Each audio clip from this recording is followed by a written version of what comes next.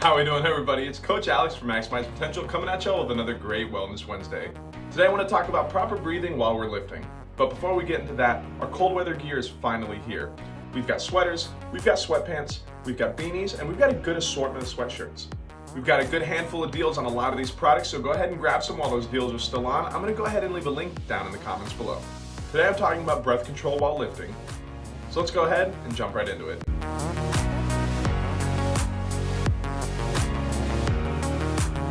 What if I told you that the key to gaining more power, more stability, and more endurance into your workouts actually has to do with breathing? They don't call it the breath of life for nothing. It's obvious that this is one of the most important aspects of exercise, let alone our entire lives. Creating a more stable, oxygen-rich environment for our body is not only going to increase the efficacy of our workouts, but also skyrocket us towards our goals. I'm going to teach us exactly how to breathe so this way we can increase our stability, our power, and our overall endurance during our workouts. So let's go over to the gym floor and I'll show us exactly how it's done. Oxygen is going to be obviously our lifeblood. We can't live without it. We can't obviously do exercises without it. So what if I told you that we can increase our overall well-being by about 30%? The bottom 30% of our lungs is filled up with a lot of trash gas that we don't need. Things like nitrogen, carbon, hydrogen sit at the bottom of our lungs and take up unneeded space. Whenever we get fatigued, the first thing that we want to do is that very shallow breath at the top of the chest. If I told you that whenever we're getting fatigued, that's actually the last thing that we're going to want to do. Now, like I said, breathing is going to be one of the most important aspects when it comes to exercise. So the first thing that I want to talk about is how to properly get into some diaphragmatic breathing. Now, diaphragmatic breathing is going to be whenever we breathe into our actual belly, when we start actually using that diaphragm muscle to assist us in breathing. So, one easy way to get into that diaphragmatic breathing, or to tell if we're breathing through our diaphragm, is to place that hand flat on our belly button. Now, I'm going to turn sideways so we get a little bit of a better view here, but rather than breathing up into the chest, we want to breathe in and out of the belly here. So notice how that belly expands. That's going to be giving me that full breath. I'm not just breathing into that top 30% or so, but I'm filling up the majority of those other lobes in our lungs here. So another really good way to practice that diaphragmatic breathing is going to be some cat-cow breathing. So starting down on the ground, we're going to get into a quadruped position. Our knees are going to be directly underneath our hips. Our hands are directly underneath our shoulders. So we're going to take a big 100% exhale. Like I mentioned, that bottom 30% of our lungs is filled with that trash gas. So let's go ahead and empty out our lungs. Good exhale as we round the back and push into the ground. And now that we're completely depleted here, we're going to go ahead and take a good inhale. We're filling up 100% of our lung capacity here. We're letting that belly hang. This is going to be that cow position. And then good exhale. 100% exhale, empty out the lungs. We're pushing into the ground. Again, pushing that belly button towards that low back here. Rounding that vertebrae, another good breath. Letting that belly fill. Now, one of the important things that I like to talk about, especially when it comes to abdominal bracing or just diaphragmatic breathing in general, this is not a forward and back motion. We are breathing globally throughout the entirety of the trunk. So rather than thinking forward and back, I want us to think all the way out. We're breathing like we're creating a barrel around our stomach. Great, so now that we have the absolute basics down of how to get into that diaphragmatic breathing, I'm going to teach us how to breathe specifically for stability. So let's go ahead and get under a bar and I'll show us how to do it. The technical term for this diaphragmatic breathing, especially when we're lifting or whenever we're using it specifically for stability, is going to be the Valsalva maneuver. Now, the Valsalva maneuver happens whenever we not only take in this deep breath, so we're creating this nice pressure on the inside of our body, on the inside of the trunk, but we're also going to brace that core. So we're pushing those abdominal muscles all the way around, or clenching those abdominal muscles. So it's like you're about to get punched in the stomach. We're really clenching down on those muscles. With that pressure of our air pushing out and those abdominal muscles pushing in, we're creating this brace around our trunk, which is going to go ahead and, one, make us more stable, but also protect that low back. I like to think about it, if we built a really tall building and for whatever reason it was soft in the middle and there was a really big windstorm, it wouldn't really work out super well. So once we get a bar in front of us, we're going to go ahead, of course, set up how you normally set up. I'm going to be doing this on a back squat. So getting on under here, just always remember, anytime that we unrack the weight, we're going to be unracking it the same way that we're lifting it. So here, big inhale, and I'm holding. On that lift, I'm gonna give myself a good exhale. Notice how I held the breath as I came up. That is what's gonna keep that core nice and tight and allow me to be a little bit more stable throughout my core. Now, when it comes to the lift itself, now this is gonna apply to squats, deadlifts, Olympic style lifting. I'm gonna take a big inhale up at the top. Now during the movement, I wanna stay super stable. So that's what I'm gonna hold and brace. So big inhale, brace the core, super tight here in the core.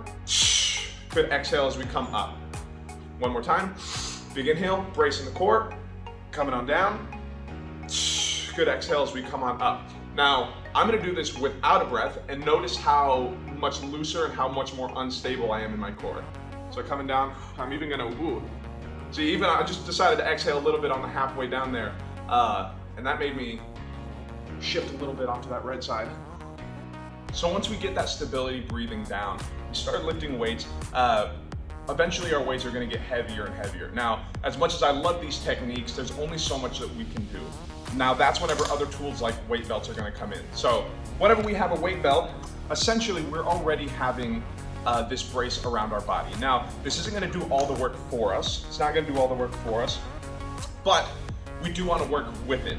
Again, I wanna breathe globally around here. Now, obviously this is pressing in pretty tight here, but I wanna breathe into it, and that's what's gonna create that super hard, tense, stable core here. So, big inhale, and I'm squeezing, again, nice and tight here. I mean, that's pretty rock hard if you ask me. So, again, getting under the bar, underneath here, big inhale. Hold, good exhale. Again on that lift, big inhale, I'm breathing all the way around my trunk.